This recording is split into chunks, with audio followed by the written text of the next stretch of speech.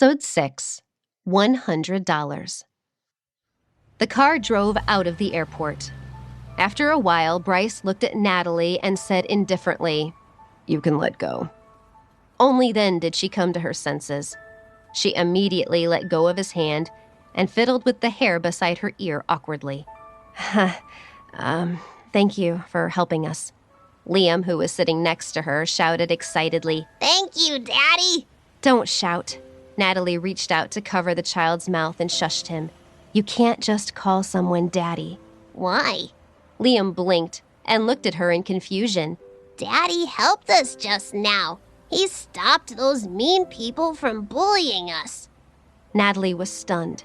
She didn't know why he believed this man was his father, nor did she know how to explain Bryce's actions. She coughed lightly, looked at Liam, then lowered her head and said in a soft voice, "This man is not your daddy. He just saw us being bullied by bad people. That's why he stepped in to help us." She reached out her hand and gently tapped the child's nose as she laughed. "You can't do this anymore. Do you understand?" Bryce stared out of the window with a cold expression. He seemed to be deep in thought until he heard Natalie's words. Then he said sharply, "I pitied your child, so I helped you. Don't take my kindness as a charity that you can ask for any time." He turned his head to look her up and down, then folded his arms and turned away again.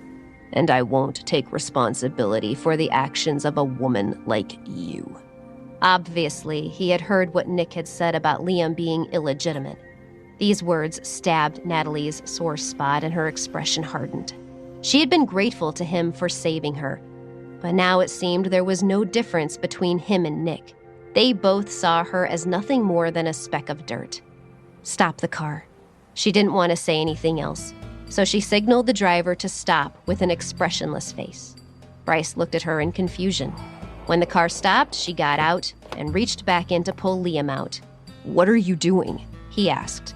She removed her luggage, took $100 from her wallet, and threw it on the car seat. "Thank you for your help. This is the cab fare. I hope we never meet again." She took Liam's hand, pulled the suitcase, and strode off, not giving Bryce any time to react. He looked at the $100 bill she had thrown at him and squinted his eyes dangerously.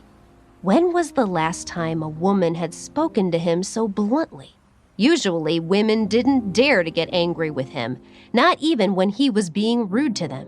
He gritted his teeth and threw the bill out the window. Then he gestured to the driver. "Drive." Natalie didn't go straight to the family home after getting out of Bryce's car. Instead, she took a cab to her grandma's house. After all these years, Grandma's courtyard was still the same as it had ever been, but the old woman had aged quite a bit. Natalie quickly stepped forward to hug her. Her heart warmed and her eyes filled with tears. "Grandma, I missed you so much." "Natalie, my sweet granddaughter." The old lady gently patted her back and said with a calm, gentle laugh, "I was wondering how much suffering you've endured while you were away." Naturally, she was overjoyed to see her precious granddaughter and delighted to meet Liam. She doted on him, wishing that she could keep him locked up in her heart. Having experienced so many things in her own life, she knew what to ask and what not to ask. And since her granddaughter didn't seem to want to talk about it, she didn't ask about the child.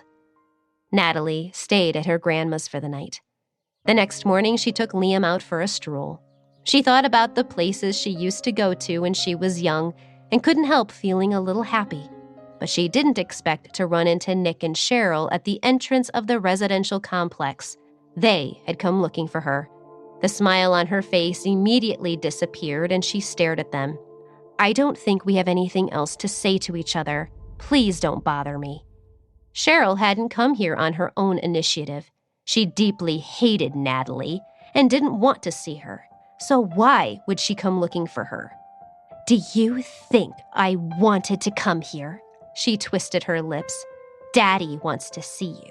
He wants you to come home." Hearing these words, Natalie fell silent. She didn't want to have anything to do with her family anymore, but she still hadn't made this clear. so she needed to talk to him face to face. She stood there quietly for a long time before she took Liam and put him into their car. On the way, no one said a word.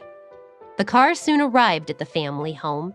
Looking through the window, she saw that the yard was pretty much the same as it had been when she left, but the situation was different now.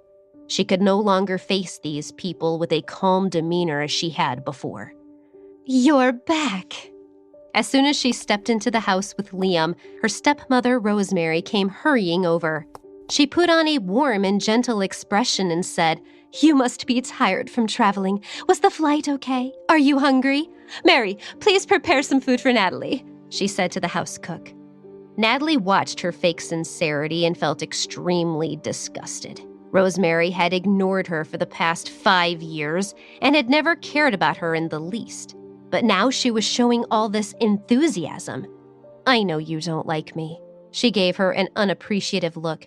"You don't have to do this." "What did you say to your mother?" Tom's sullen voice came from the living room.